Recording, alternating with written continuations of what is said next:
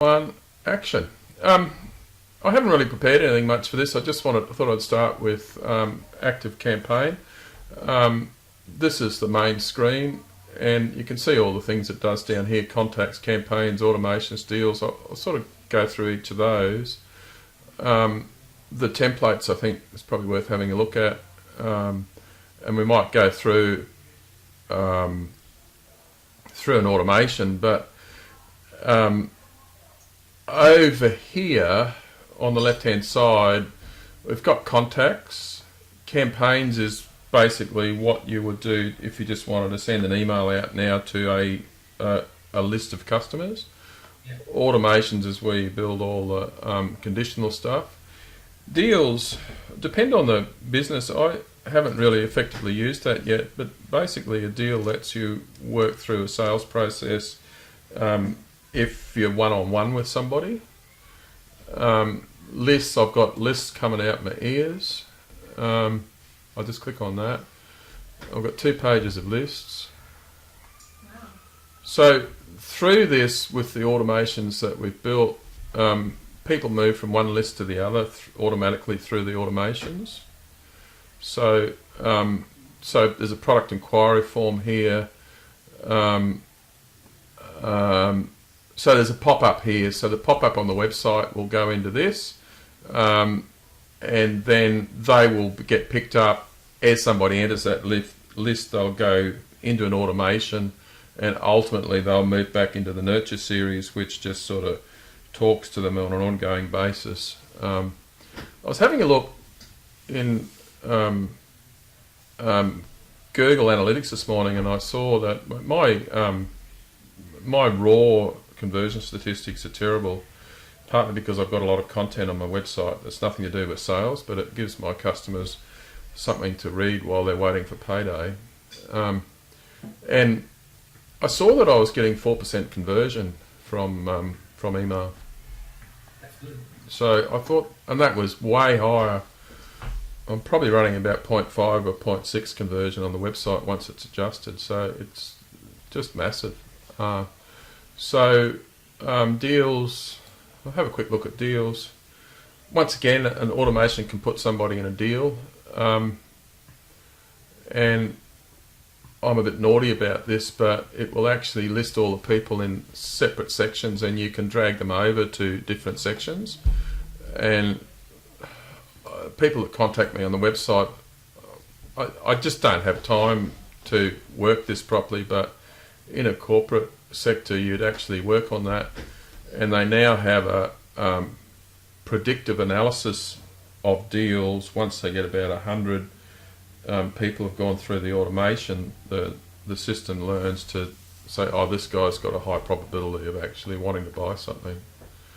So but yeah, you can take this guy here and you can drag him over to another point, and you can add, and you can move him as won or as lost, and you can change these headings and you can move them around to suit yourself. So you can actually build something that's sensible to track people.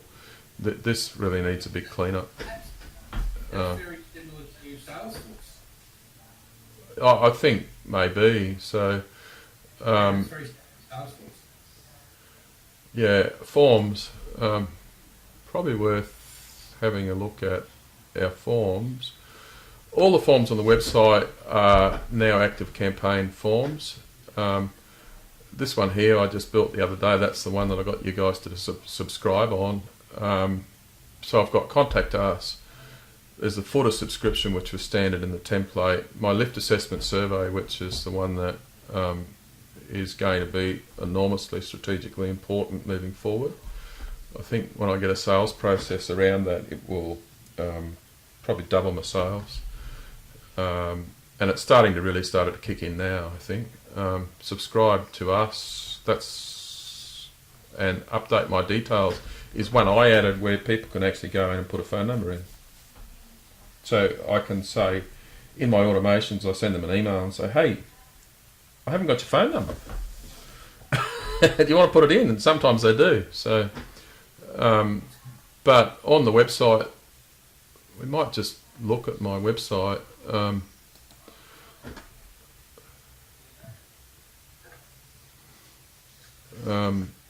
So down the bottom of the page,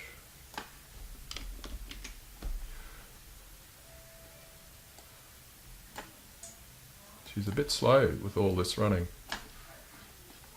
So this is an Activecampaign form. That was the first time I put one in. I had a little bit of trouble with that, but my consultants fixed that one. Moving up to a product page.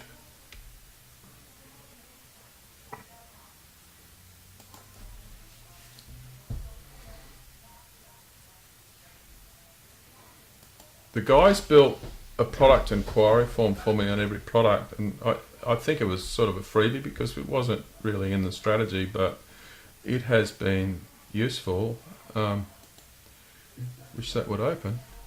And yeah, here, inquire about this product. Now, this is a pop-up one, and what it does, what I found was when I did this, it was very confusing because I didn't actually get the product coming back to me, and all I could do was look at and have a guess based on the history of where they'd been browsing.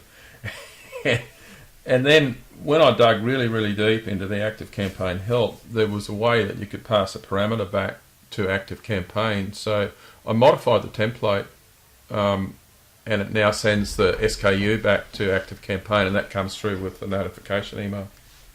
So that was pretty cool. That's a good idea.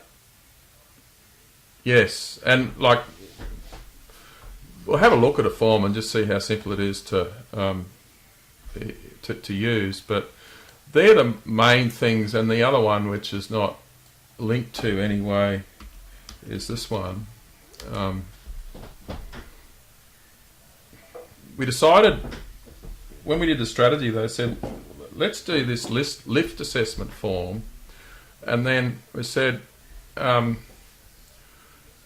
And then eventually I thought, that's a good idea, I wonder what it looks like. And then one day we turned up and they said, so what's this form look like? So what I did is ask them a bit about their vehicle so I knew what they did. And then my core product is my most profitable one. So I wanted to know whether they wanted to fit one of those. Then I wanted some preferences. And then down in this area, all of these things I sell pretty much, but they also add weight to the vehicle. So I say, so what do you got and what do you want to buy? And I actually go through and use an automation to calculate axle weights. And I keep running out of time and getting distracted because it's really boring, but I've got I've got 6 massive automations that take this and eventually produce an enormous amount of information that goes back to the customer that's personalised based on what they want, and then ultimately I want to map them down and say, of these 100 suspension products, if you're looking at this and this, then this is based on your axle weights, this is the product that you should buy. So I'm just amazed how many people fill it out. So right down the end, we decided then that I'll give them the opportunity to put in a phone number and also a comment, and that's been helpful as well. So about 30% of them, when I last looked, fill in the phone number. And I just found that I needed a comment section because you're trying to assess this and you're sort of flying blind if you don't really know. Oh, the budget area. That was the one we added too because it was hard to know what to do if you didn't know how much money the guy wanted to spend. So back to Activecampaign. Oh, pop up.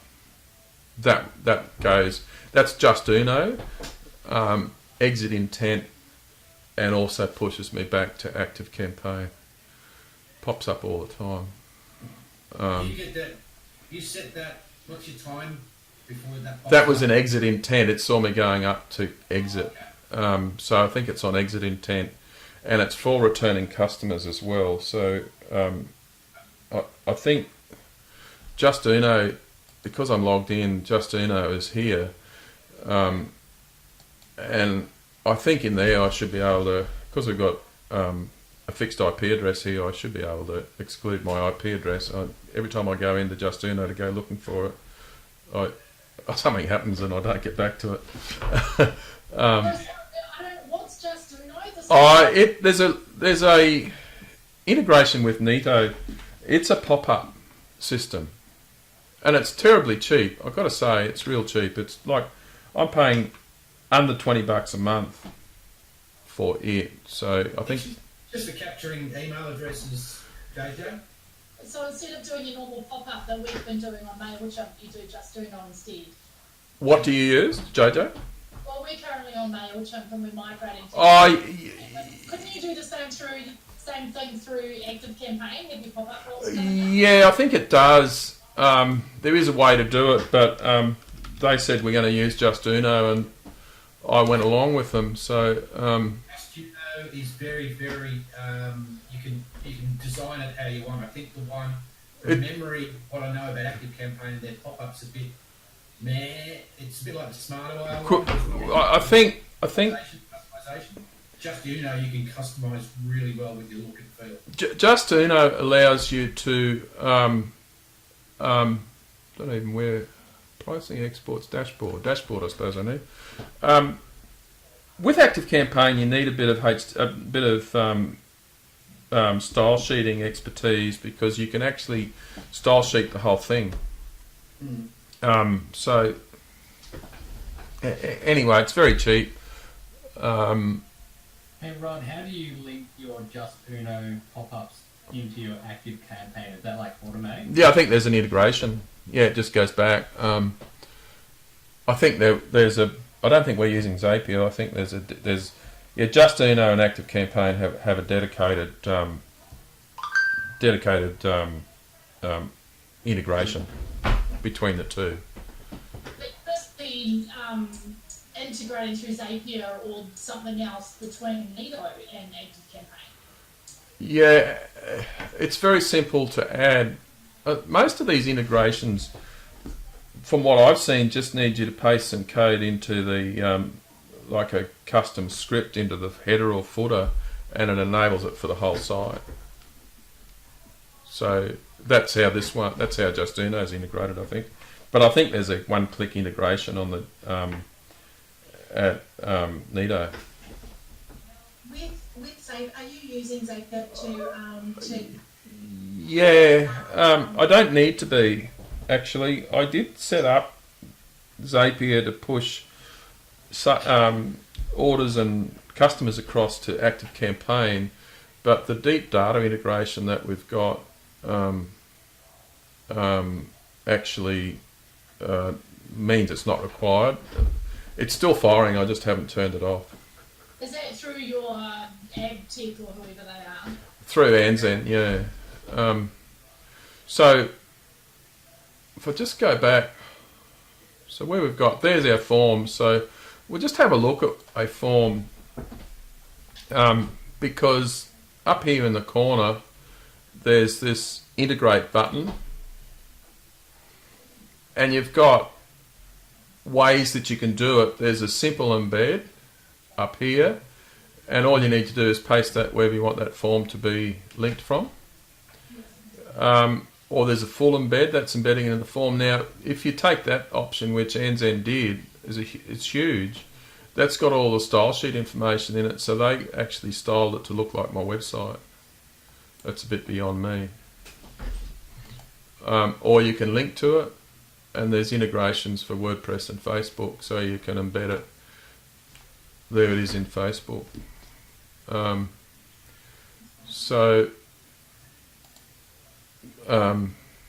that one goes back to a list, and we'll have a look at some automations.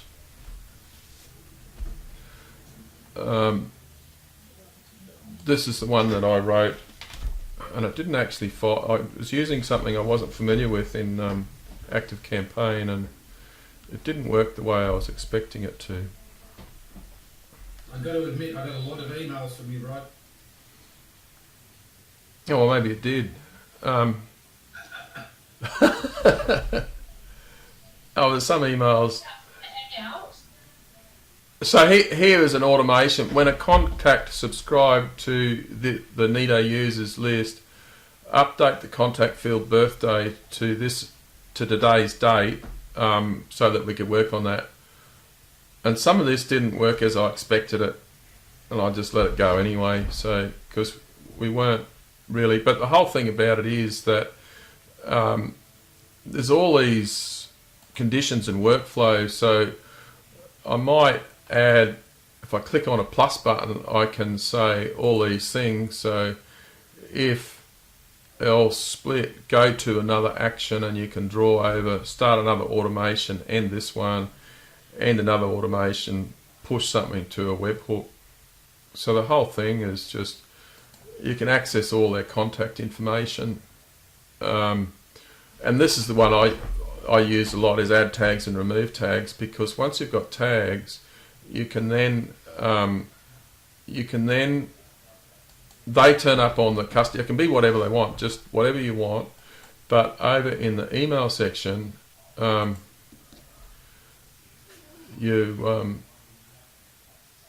I can edit it,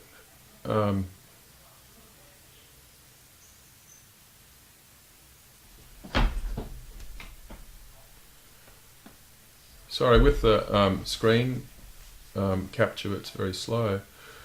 So here is an email, and I've got to say, I forgot to ask you, Wayne, is it true that you can't catch fish? Now, that was just a bit, I forgot to ask people about that. These are actually conditional. So in this one here, Wayne, if I actually click on that,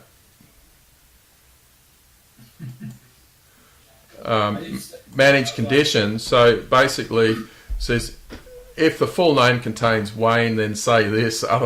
Otherwise, for everyone else, remember to ask Wayne if he can fish. Seeing he's got a new job, so that was just a bit of humour. And that did work. I already got the second one. So Yeah, that's right. Yeah, I know it works. So I bet Wayne got the right one too. So that's quite powerful, and you can do that with tags as well. So you can make the condition around the tag. So, and the tag can be calculated, if you know what I mean. Like, you can use the automation, and that's what I do. Well, based on this value, and this value, then this tag applies, and then if someone's interested in a big truck, then they can get this question or statement or whatever. Say that again. So, for example, if you're selling cars, you could set up a tag to say read.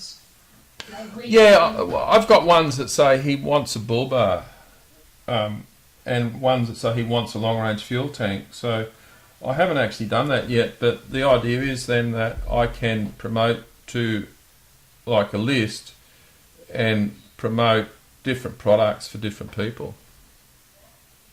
Like, my main automations do that. So the first automation on that lift assessment form actually sends them back a 6-page report, which is all personalised based on the questions that they ask. So I'll just get out of that one. So that and we'll have a look at a contact now. I'll just go back to me. There's a search button here all the time.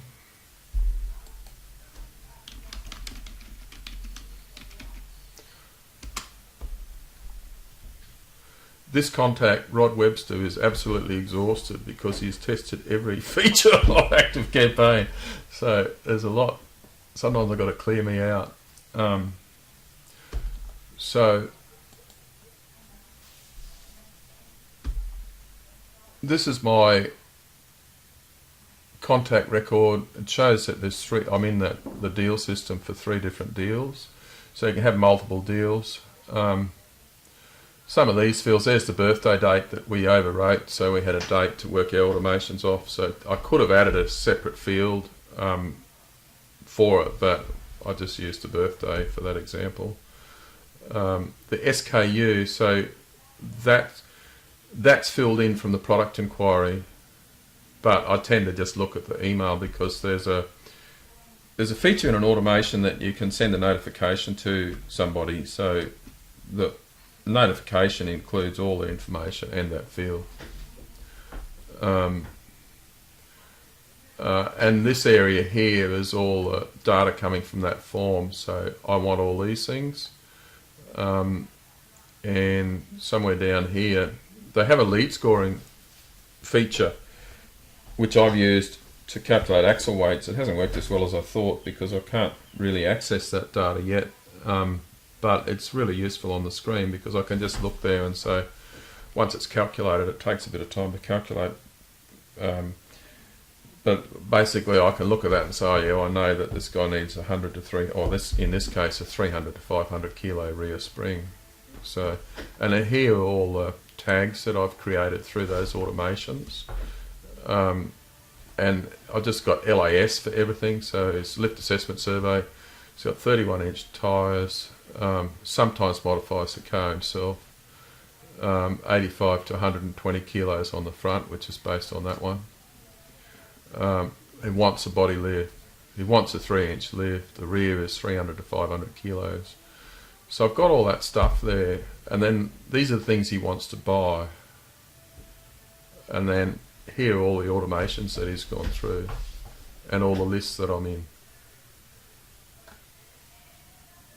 So, and this is the bit which Anne's then add is the e-commerce side of things, which is the you can see that this customer has had a number of orders, and there's $2,200 worth in revenue. There's been 4 orders and 5 products, and then over here it actually shows what was in that order.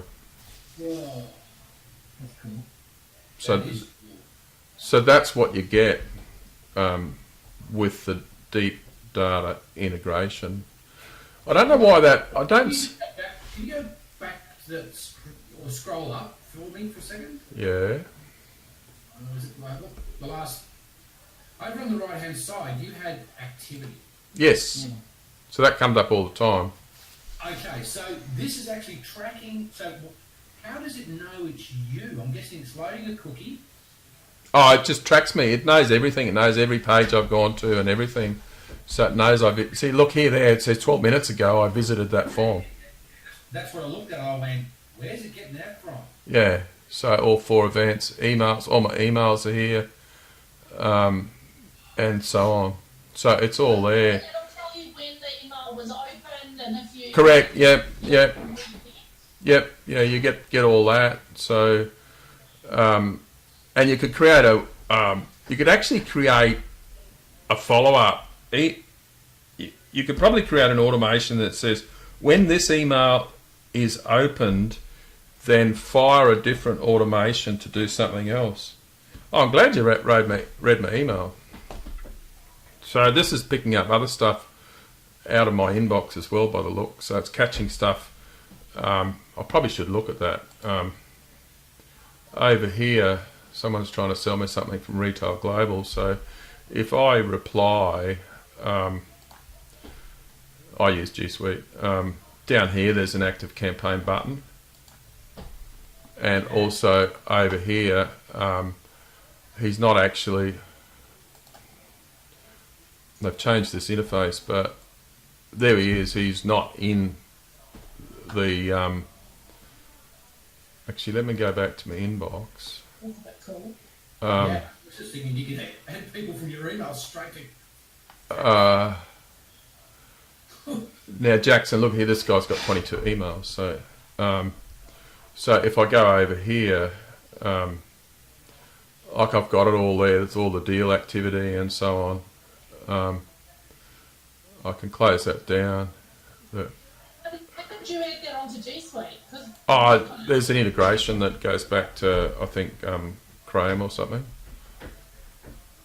Yeah, you can see up the top right, JJ, in the... Yeah, up here. Bar, it's a little Activecampaign for Chrome, so it's an extension. Yeah. That's freaking awesome. So, and then here's all the automation. So I've got all that activity, deals, lift assessment. Oh yeah, the lift assessment puts them in a deal, and if I had a few more staff, I'd be following them up. A note, oh, like I didn't notice that. I can actually add a note that it just goes straight back to the CRM from here. All the automation. So. Does anybody use Zapier right now? I was using Zapier to do a welcome system to MailChimp, but you couldn't pull any data other than they basically placed them all. But yeah, that they send me. So I've got those. So you can see I've got. Yeah, that's it. They're the 3 things that I created, and you can see there's a number of tasks there. I don't need them anymore because that's been made obsolete, but it doesn't. They don't get in the road, so I just haven't turned them off. People saying the integration that you've done through, is it ANSEN? Is that the name? Correct. Yeah. It sounds like it's tenfold more detail with more data coming across through them than what was that. Correct. So let's just go back to here now. Is that the deep data integration gives us this whole history here, and I'm pretty sure when I was looking at how the integrations work, and I'm pretty sure that they brought in the whole history of every customer. So I got that for every customer, not just from when we turned it on. If you look, there's a little button there that says products. Can you hit that for me, Rod? Yeah, we did look at that before. So they're the products on that order. Okay, so I'm just trying to think, can you then do automations based on... I'd have to... I'm sure you can. It's just a matter... Because the main things that we're doing is abandoned cart, which, like in all honesty, the abandoned cart is massively overrated because you don't get very many abandoned carts where you've actually got an email address. You know, does that make sense? People have got to be a long way through the process before you capture an email address anywhere. So when we talk to, because I know Smarter Mail hadn't been released when I went to this integration, and they said, it's crap. They said it doesn't do what we can do in Activecampaign. And then he said,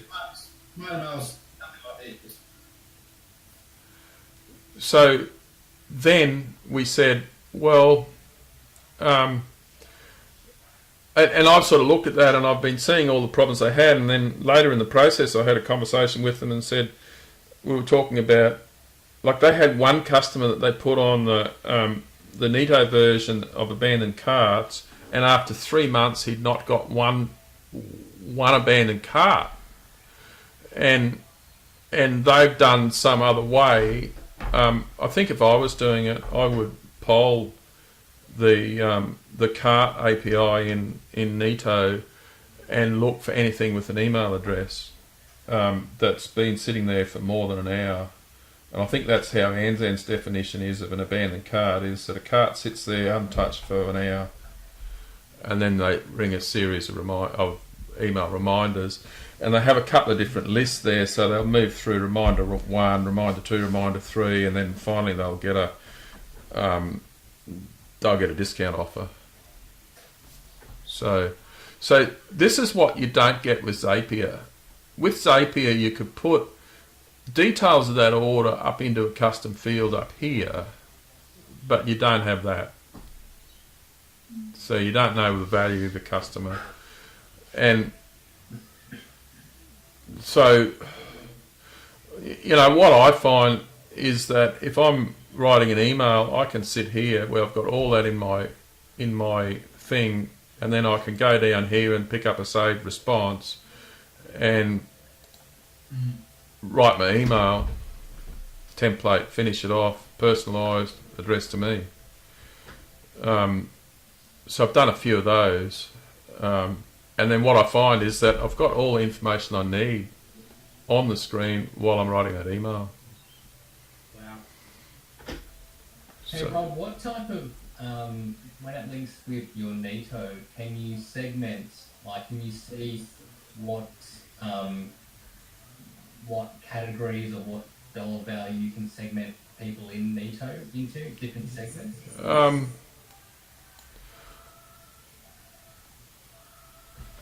I think I'm sure you can segment via. I'm pretty sure that you should. I'm pretty sure you could access this information here from within an automation. So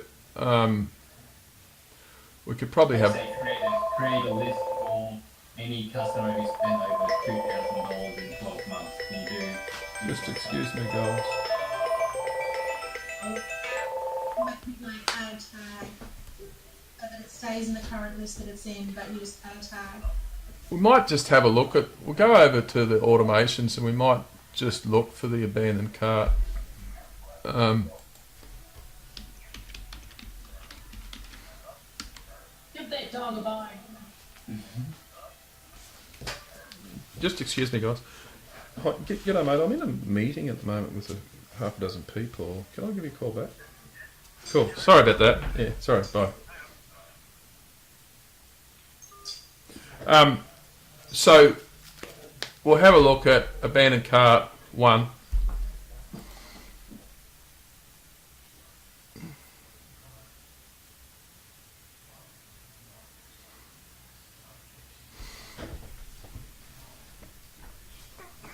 Now we've got a serious integration. So a contract triggers an event. So you can create events in Activecampaign that can be triggered by another API. So you can actually send something across to the Activecampaign integration to say, we've got to view cart. This one here does the contact match, is currently in automation, the bandit cart sent cart to. No, he's not.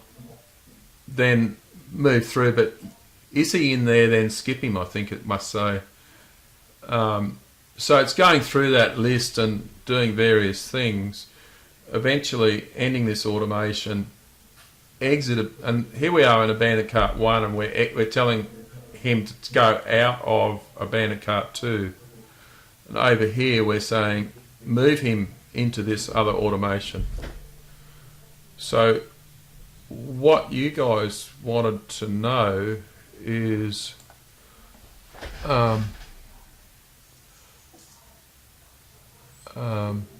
see, there's even integrations back to Facebook. So we've got this all integrated with custom audiences and stuff like that. So and they come across and attract.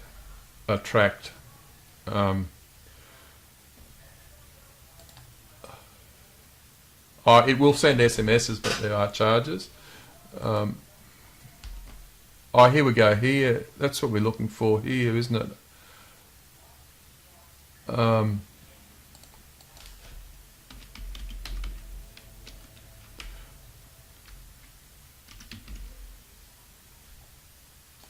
value. Don't know what that is. Set deal value. Yeah, no, that's not what we want. But I'm sure you can get to it. I'll just have to go through it. There are so many options in here. Like when I first went in here, I couldn't find them all until I asked support. And all those custom fields I've put. If you're going to add here, so you can subscribe and unsubscribe. What's it convert? There's all these things, and also in the conditions, you can access any field that you add to the database. So you can really customize it to suit yourself. You need a good grasp of logic for this. I do agree. The one that I did is just well, I've spread it over 6 automations because it's so complex. I wanted to have a quick look at, and there's a task area, so within a deal you can add a task about that customer. It's probably worth, this changes all the time. This morning it was lower, but that is the average opens and clicks over the last 10 campaigns. So right as we stand now, I think this morning it was 48%, but there must have been a few emails go out, and now the interaction is 55%. So I think that's quite high.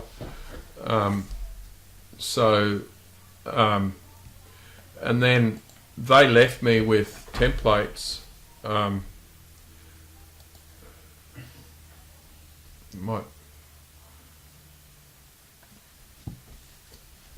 they set me up with some templates, and actually their whole strategy, they created these when they created the strategy. So I've got these nice templates. They take a while to fill out if you do personalised one, because you can add different, you've got to go and add the product and add the URLs and stuff like that to make them look cool. But I think long term what I'm going to do is... Can I ask, Rod, those, scroll down, where you've got product title, those you manually put those in, you can't... they're just placeholders, I think. So Okay. when I have used this, what I've done, it's just... That's one thing that SmarterMail is quite nice for. You can just click add product, start typing your SKU in search, and it'll bring it in. That's the only thing I really like in SmarterMail compared to this. This is way more powerful, but This is not... I've got to remember, this isn't an email marketing system. no, it's more a CRM follow-up. It's a CRM tool, but it's got that reach out with these automations and conditionals that give it some amazing power, and nowhere near the cost of, say, what was the one that people use? I can't remember now, but I know there's another one that's several $100s. When I think I started off at $50 a month. When I started, I had about I had hardly any people in my database. I had about 400, and it's probably worth going back to...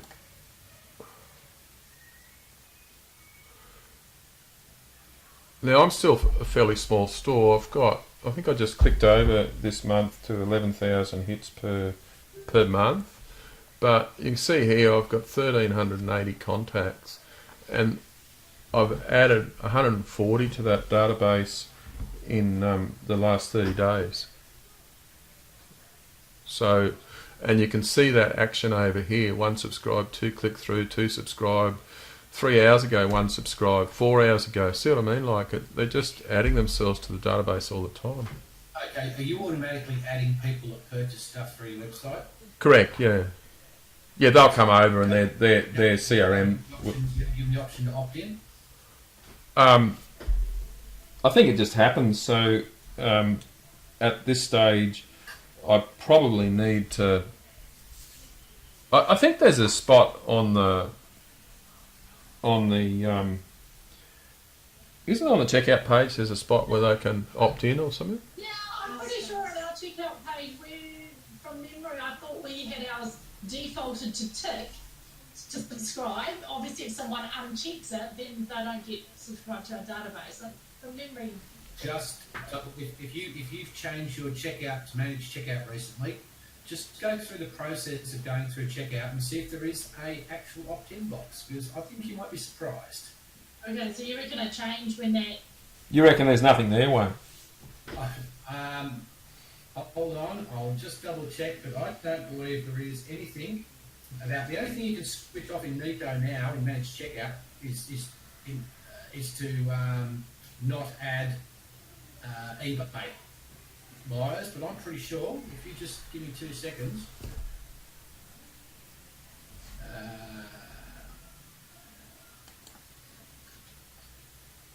there's nothing in checkout about subscribing anymore. Oh, okay. Right. So it's just automatic.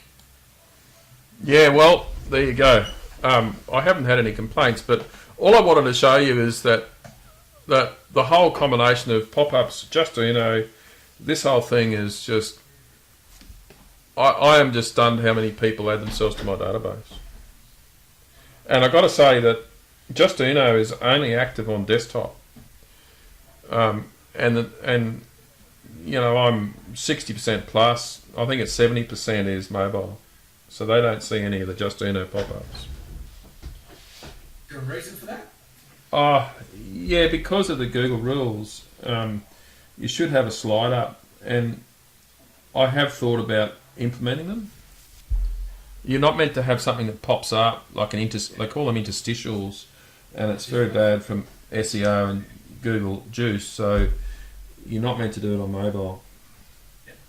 So Just Uno, and even most of them have a banner, lower banner that pops up on mobile, which would be okay from a Google perspective. So this would grow so much faster if I turn that on.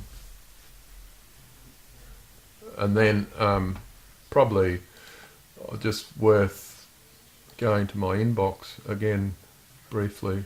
Oh man, you ain't money to Australia Post. I think I'm zero. I hope it's a statement. No, I've got the statement. But these guys here, see, I've had 3 of these guys today, unaided, fill out that lift assessment survey. For that, and the size of that form. I think this guy I told to go and fill out. I'd have to dig in. No, that's a different email address. So, so that's sort of what's happening, and potentially each one of those is worth between $2,000 and $3,000 if I get the sales process right. So, I've just got so much to do. You think you're on top of things. So, this month, and I think this has got a lot to do with it. But this month, today, what are we? The 5th of the month. My sales today exceed what they were for June last year. So, Good on you. that, I've got to say that June last year was an absolute disaster. But it's cold and people don't like going out four-wheel driving, so I just know that if I can get through this month, the guys are going to have their tax refunds coming in, and I'm just going to power through until October. And you just see in my sales, it's just slowly, like the bad months are filling in, if that makes sense. It was up and down a lot, and now it's more constant, and there's still an upward growth. Last month was record sales just. So I've gone from, like when I started 2 years ago, why I pushed this, 2 years ago, this was a hobby, and then 1 year I had $45,000 in sales instead of 30,000, so it went up by about 50%, and that's when I went to Neto. Neto pushed my sales up by, they doubled my sales in 90 days. Then I added Megantic, and sales doubled again in 90 days. And so I went from 45,000 in sales to 135,000. And this year I'm on track to hit 250. So the last 2 years have been enormous, and I think this is only just starting to hit its straps. The automations that I'm seeing here, I think it's, I knew that, because these things are long, some people take a long time before they've got the money, so they're doing their research, they know what they want. I had a guy, I shipped one to New Zealand, and I went back to him through my database, and he first contacted me 12 months ago. Yeah, Roy, you've got the perfect business for this kind of sales funnel manipulation. To be honest, it's it's perfect for it. Oh, and that's right. And I haven't really been selling this, and then all of a sudden I've got I've got a guy. I know I've got 2 promises to people when their next payday, and one's this week, and he's already been in touch with me today that he's going to spend $2,600 with me. So I've got these other ones sort of coming through. So I knew that all this suspension would take probably 90 days minimum for people to work through the workflow, and I'm going to be busy, I think. You could easily set up some auto follow-ups. If you're saying it takes 12 months, you can do just checking how it's going after 6 Yeah, well, we do that because in the automations we've got some other sequences around customer re-engagement. There's a refer a mate thread. There's an ebook to download. There's a lot of stuff. There's about 50 programmed emails in this. And, one morning, not long ago, I woke up and there's a $4,000 sale in the inbox. And I know that the product that they bought, they could have bought from 3 other people. And when I looked more closely at it, I saw that the automations had given him a 10% discount. There wasn't a lot of margin, maybe 20% on most of it. So, but when you stop and think, is that here's Rod just earned $600 from the automations, you know, like clear, without lifting a finger. So that's what I've got to get to. There's the body work that's still to be done is the on-page stuff. That's very important, and we knew that. Like some people said to me, "Why did you do email?" And I said, "Well, I knew I wasn't doing it. I knew you had to do it." And Alita said that for every dollar you spend, you get $43 back. So I ended up spending $25K to get to where I am today. Since last Retail Global, so this wasn't a trivial project, but I just can't speak highly enough of Okay. that team at Anzen. Yeah, Rob, there's an Anzen thing on tonight we're obviously not going to get to, but realistically, I mean, you just said you spent 25,000. Is that just because they were ironing out the wrinkles with you? Like, what would it cost? no, they were exhibiting at Retail Global, and last year I went down and did that day seminar with Alita on email, and her program was going to be 2K a month, and then I would have had to catch up with her once a quarter, either fly her up to Brisbane or go down to Melbourne. And I was on the verge, like I'd committed to myself when I was at Retail Global that I was going to do that. And then I ran into this Simon Byrne just by chance while I was still at Retail Global, and he turned up, he said, "We're in Brisbane and we don't teach you how to do it, we do it, so how about we get together when we come back here?" So we had a couple of cups of coffee and went through stuff, and he was very thorough with his note taking and the questions. He was, you know, really drilled into us, and then he came back with this proposal, which was a $5,000 for the strategy and another $2K, I think it was, for the social media strategy, because I hate Facebook, so I haven't really been on it. And all my customers are there. So that was June. In June last year, they did those two bodies of work, and then they said, "Well, here's the strategy. You can take away and implement it." And all those workflows and automations you saw, they were all sketched out in it. The templates were all drawn that we looked at, so that they'd done all that. And it just gobsmacked me, because they said, basically they ticked off on everything that I wanted to do and didn't know how. So basically that was sort of, and it was just gold. It was, you know, like it was a 50-page report, and I just thought it was just like gold, you know what I mean? Like it was $100 a page, and then it was silly not to implement it, and the implementation was a bit dearer than our initial estimates. Came in at 11, so by the time I did it all. But you just can't underestimate the like, it's terribly, I could see them doing it, so it was very time consuming. You know that setting that up, and I know myself, it takes time to build those automations. They might be able to import some of them, but like I can export an automation and give it to Wayne, and he can import it. But you can't just clone a site. Yeah, no. So that's what we're doing. As Simon said, when I hooked this up and I mentioned on Facebook, he says if you were a more normal e-commerce site, you'd probably use Claveo. Because I haven't. Only the guys from Jookla are using that. From what? From Drupal? Jookla, Joocla. The guys that do the camping water heating systems. Oh yeah. They actually built their own integration with Klaviyo, but it's taken them a year, and it's cost them a lot of money. So Anzen have a similar integration back to Klaviyo, like back into that system. So Anzen can do this.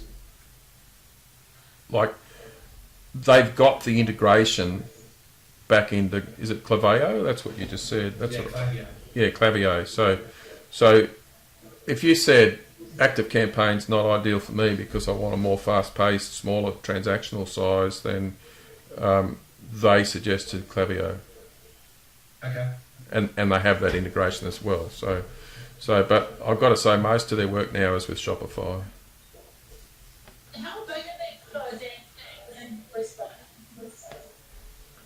Sorry, How big is the company that we can deal with you guys in Brisbane and that and some? how what?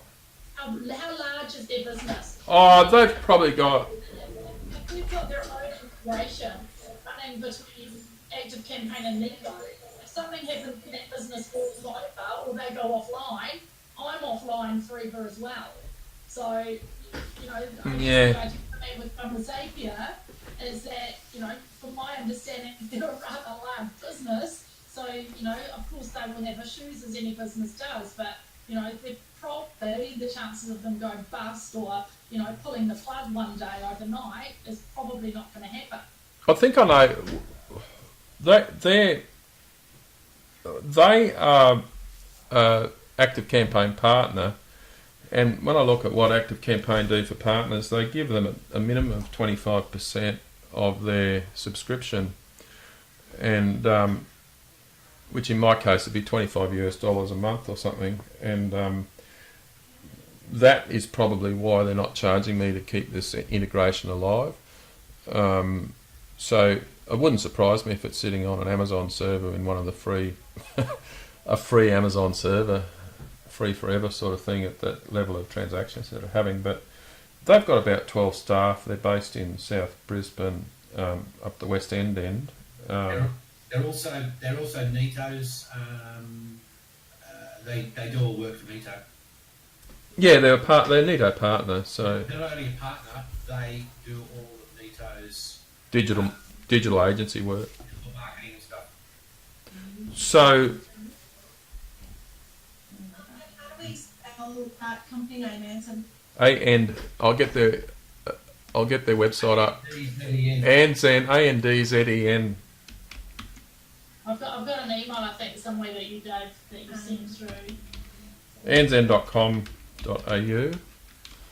And what about, you mentioned abandonment cart and so forth, how do you do your vouchers or your discounts with, I don't do any voucher. Oh, they had a bit of trouble with mine because I've got one of the I don't have the professional Neto site. What they wanted to do was to be able to have a group of customers, like create a separate group, so that they kept those discounts to them, you know, to that group once only. And then if they did that, they could have given at a high level of subscription with Neto, they could have actually issued a discount voucher personalised to that customer only. In my case, they couldn't do it, and I don't really know why, because all the specs are changed at Neto now, but because they've got different plans. But from what I could see, I should have had it. But they said I didn't, so they've just got one. There's a fairly small risk that that voucher gets used again by somebody that's not in the automation. But I haven't had that. I haven't found a lot of uptake on the discount vouchers anyway. So we've had, we get emails, and the guys that are currently putting our sort of strategy together for automations has, you know, said at the end of it, as the last chance, we should say, you know, or today you've got 48 hours to use this 10% off, for argument's sake. Can we generate a unique code? Correct. Yeah, I believe so. Yeah, with the $200 a month subscription, I think you would get that. So I'll just put Anzen up on the screen. I think. Yeah, you did. There it is. And they did do a case study about us. So anzen.com.au.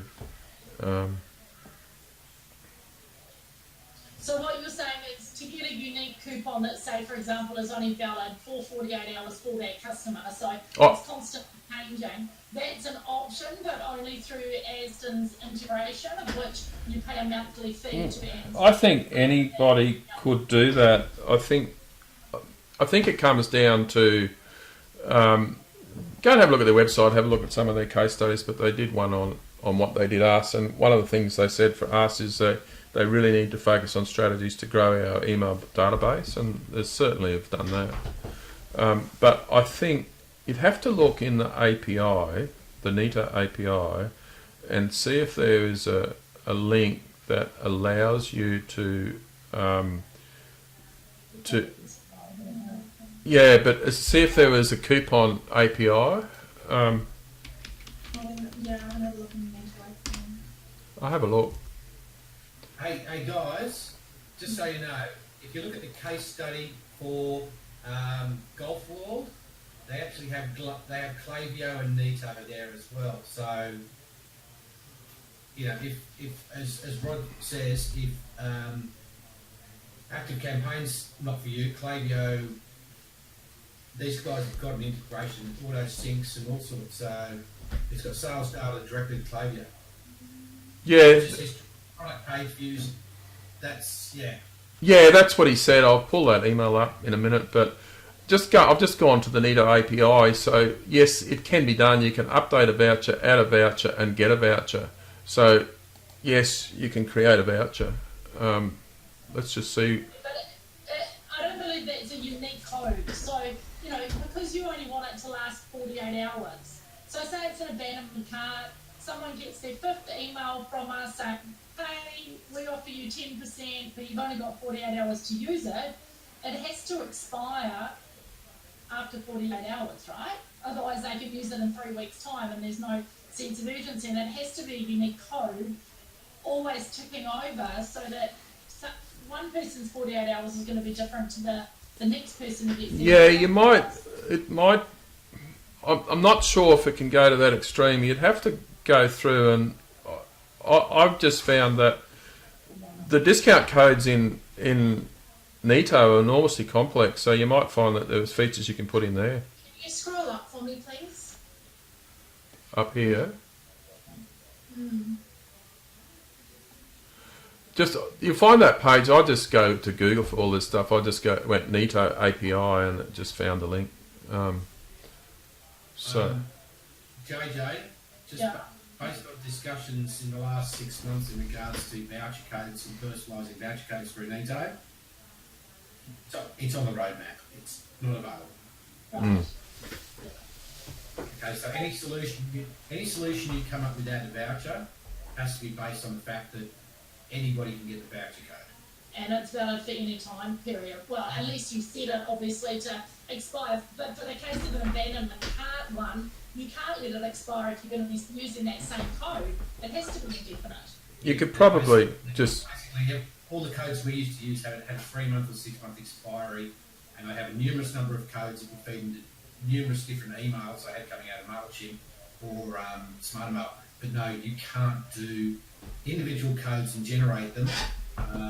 People have tried via imports and feeds and things, working with the Neto developers, but they have not come up with a solution. one way, just thinking outside the box here, one way you could do it is come up with 10 discount codes that 12 discount codes. One starts on the 1st of June, one finishes on the 30th of June, and then I thought about doing that, but then if someone gets the abandonment card email at 11 o'clock on the 30th of June, they've got to redeem it at 12 o'clock on the 1st of July, it wouldn't work. no, that's what I'm saying is that you have those things set up, and then you'd have an automation. You'd have an automation in. That's taken my idea, but it's the next step. Yeah, so it would overlap by 3 days. So you could have an automate. Yeah, you could have that. Well, you could change the date, but you could have an automation that says in June you give them this this discount code, and then on say 3rd of July, so they've got 3 days to use it. It expires, and you could have your email automation built around that. That's the way to do it. Yeah. And then you just Do you take it one step further, and you have 52 of them, and give them 1 week. You've got until Sunday. And if it was Sunday, you'd give them the next week's code as of tomorrow Yeah. or something. Sure. Yeah. So What about GDPR and all of us? I have ignored that for now. I think it's something I've got on my list. I've got bloody near 20 things on my to-do list after coming back from Retail Global, but I wouldn't say that they're Retail Global items. It's just that I just think that it just gave me a bit of focus, and I actually wrote it there on the last day in my phone. And GDPRS is one of them, but it's not very high priority now. I was thinking of taking the product to Amazon in the UK, but I'm less enthused about it now. And maybe I don't need to with the amount of bloody opportunity I've got. I came back from Retail Global, and on the Tuesday I met with a US supplier, and we're talking about building suspension for cars in Australia based on their brand but our specs. So I'm quite excited about where that's going to take us. Sorry, Aaron, I really overlooked you sitting there without a microphone. So can you do the automated product emails that go out each week like Smarter Mail can do? So, yeah, he's got to go. But no, I think we've discussed that. It's not in this. Yeah.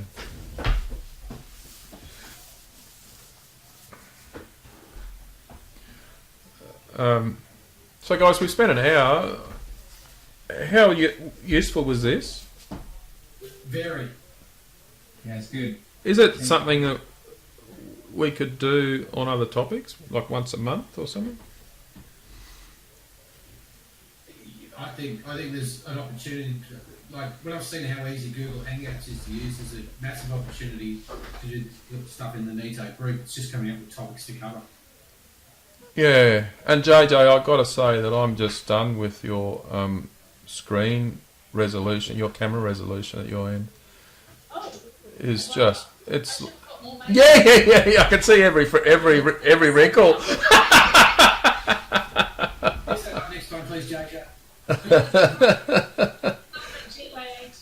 Anyway, it's just something that you could do, and there's only 6 of us, so maybe if you go back to the group and like hook onto that thread and just say how great it was or something, but and we'd all like to do it again, not necessarily with Rod doing it, but just a round table discussion every now and again would be useful. So to get to know people, but I wouldn't think you need to do it more than once a month. I think there's plenty of stuff for people to talk about, especially in marketing, because that's one thing that Neto does annoy me about is the lack of marketing integration stuff. Like deep API integration stuff is the only issue. But of course, it's market share. They're only, compared to Shopify and BigCommerce. I'll just finish off on this, because what I found when I looked at this, and I got my head around the APIs and how it worked, and I could see, like, basically you need a service that receives the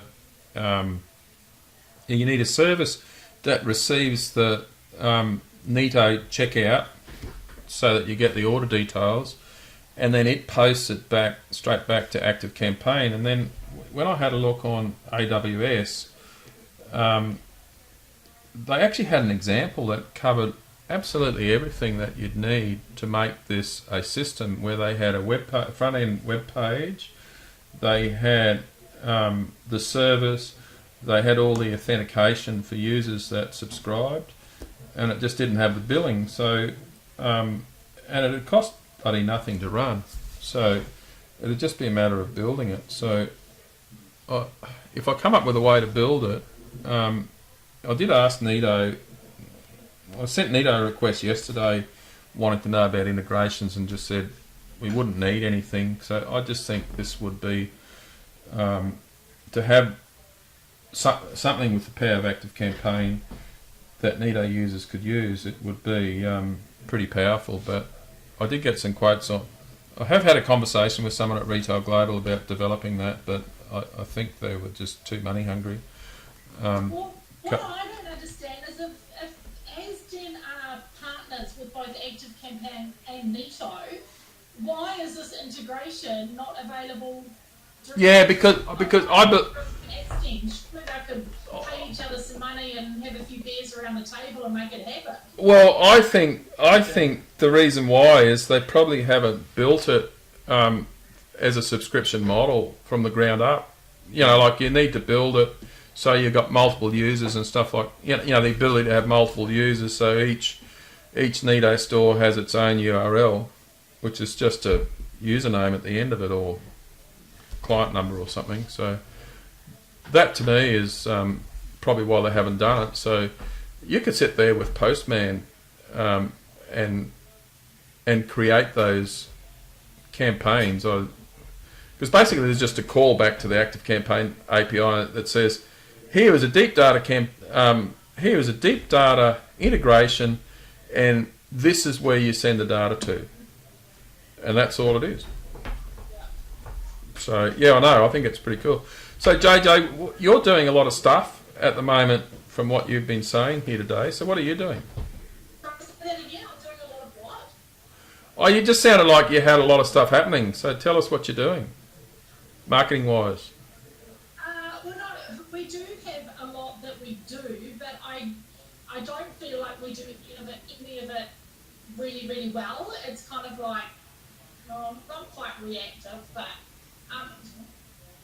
yeah, I don't think I'm doing anything great right now. So basically, I'm looking for to give me a whole umbrella type approach. Look at the business holistically, and then break it from funnel, and say, whether it's e-marketing, whether it's SEO, whether it's labeling on product, customer experience, through the website, put it all into different funnels, and then break it down step by step in here so that we can implement it, but always with that overall umbrella approach, so that what we do down the bottom of this funnel is congruent with what we're doing over this side of the funnel, whether that be through social media or whatever. So I just sort of feel like I'm a little bit all over the show, and I just really want to bring everything together, streamlined and congruent. I've got to say, there's so much to do, isn't there? Like you've got SEO, you've got your on-site stuff, you've got this email marketing, and and to do it properly, there's a fair bit of money to be spent, as you can see what I've spent. So I know what you're saying. The thing you want to look at is your digital marketing costs are the same as if you had a shop in a shopping centre. So, like a lot of people say 10% is too much. 10% of turnover is too much to spend on marketing or digital. I think that's bullshit. Yeah. Yeah, like 10% of turnover. If you're not spending that a year and getting good ROI off it, I reckon you're wasting time in e-commerce. Back in my days when I had a Snap franchising centre, Snap printing centre, we used to pay a total of 8%, I think, a year. So we had our franchise fees, we had a statutory marketing levy, national marketing levy, which they used for global campaigns, and then we had to match the marketing levy. So I think we were paying 8%. So to not be prepared to spend 10% of turnover is just, you have to be able to do it. You have to have the profit. And if you haven't, fix your pricing, fix your systems, make some money, which is... I don't spend anywhere near 10% of my turnover. Well, that's what... Imagine if you did. Yeah, well, and absolutely, and I'm definitely spending more this year than what I have, because now I've got the foundations of the business ready, that I'm really ready to scale. Yeah, and that... It's like everybody, where do you spend it? Everybody says that this works and this is the best, and it's just a matter of siphoning through all the BS and actually working out. Absolutely, and that. Okay. Hang on one second.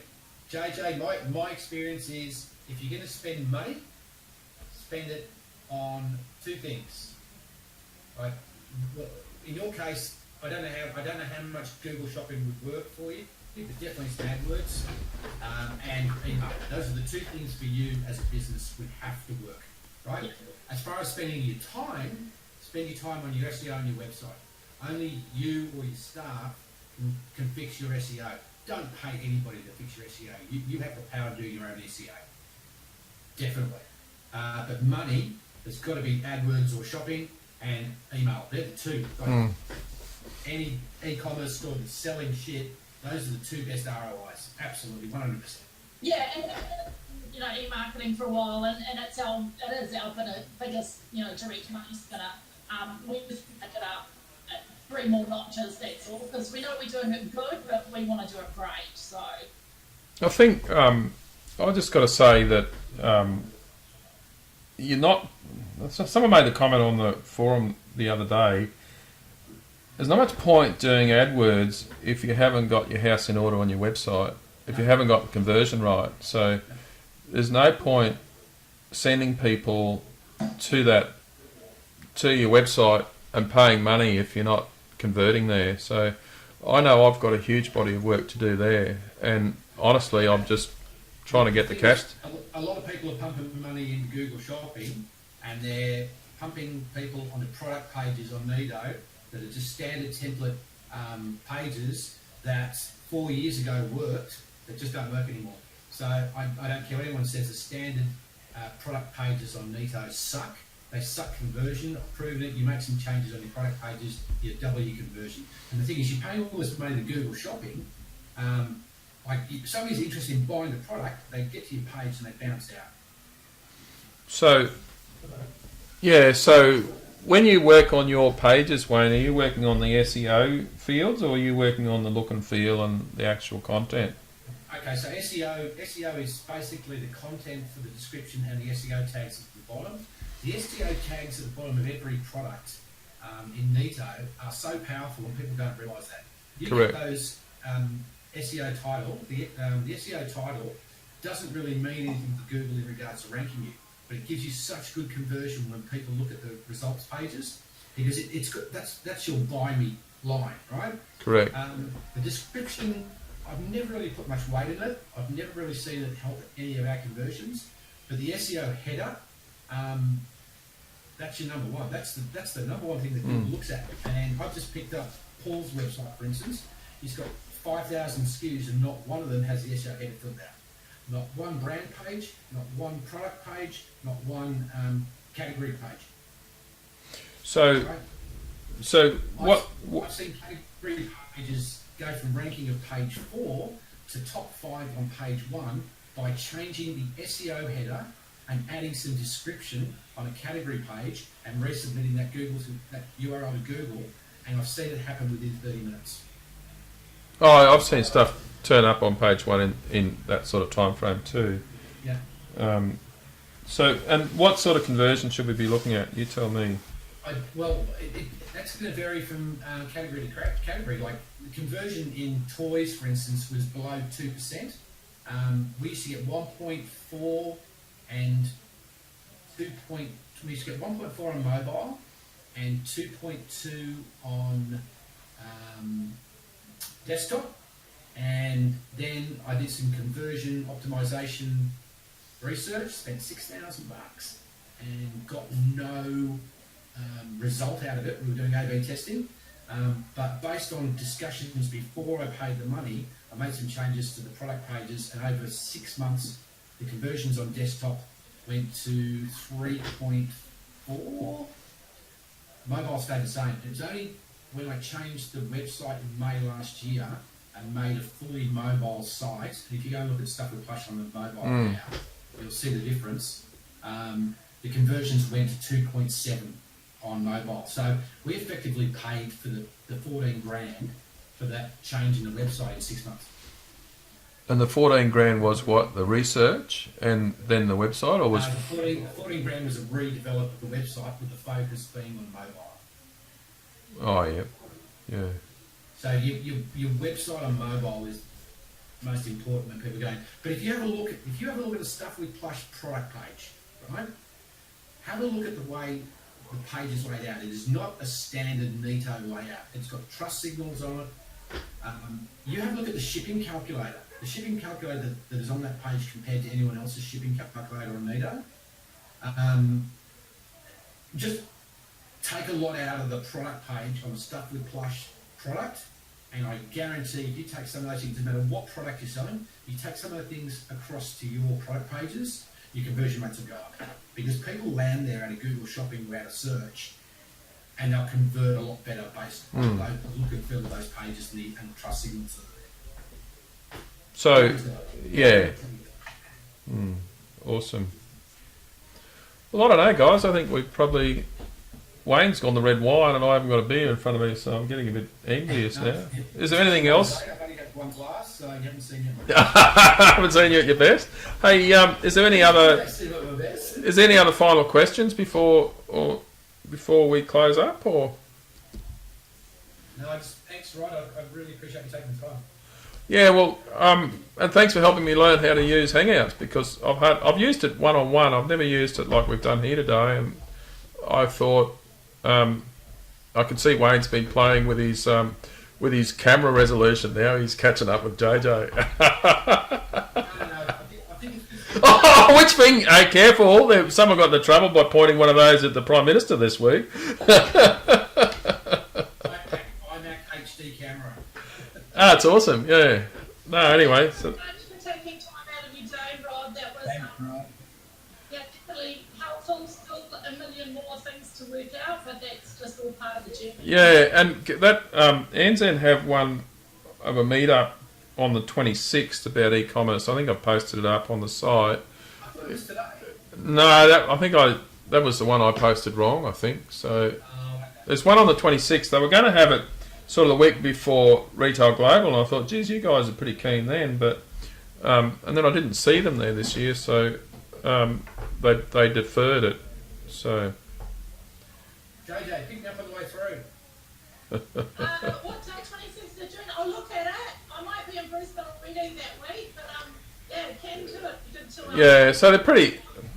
It's within walking distance of the city centre where they are. They actually a block from where I used to work on the South Brisbane side of West End. So they're in the same street as the West End Post Office. Basically next door to the post office at West End. So. All right. Was it hard to set up the Google Hangouts without getting email addresses, Rod? Just out of Say that again. The Hangout. yeah. No, what I did was you guys subscribed, so I had a list, and then I just created I think in my calendar. Okay. I can't remember now. I might have gone to Hangouts itself and created a Hangout with a date, but this is a permanent Hangout, so we could join again tomorrow if we wanted to. And then in the calendar invite, there's a URL. There's a video that you can click on that just opens Hangouts for that event, I think. So. Awesome. And then when I opened it, there's a URL that you can share, which is the one I put up there on Facebook today. So have a bit of a play, I'm sure. Well, I might get all heavy and do one on basic neto SEO. Because Yeah, do it. I don't think people even realise the power they've got in their hands. Oh, well, I do, because I'm not so sure with 500 or 600 products now, but when I started, I had 30 products and I doubled my sales. Like, I spent a bit of time on those things when I had 30 products when I started this, when I moved on to Neto, and that day there was an immediate spike in my traffic, immediate, like doubled, and the sales just started to flow. You know, I don't know whether it was Neto or it was other factors, but you could just see the traffic. And then when we recategorised the site, because part of the mechanic model is they do the keyword research and they categorise the site based on your keywords, based on the Google's keywords, so you're more closely aligned to search terms, and that just blitzed it as well. Another immediate spike as soon as we categorised. So, and then the actual, over time, the bounce rate's coming down a lot, because what's happening now is people are hitting pages that are aligned with their search terms. Yeah. relevancy. It's all about relevancy. Yeah, that's right. So that's the other thing. So your actual conversion rate improves because the crap's not finding your site. Hey, sorry guys, I've just realised I have to both go to the post office and pick up my son with it. Good luck. Good luck. See ya. This would be a good time for me to stop this recording.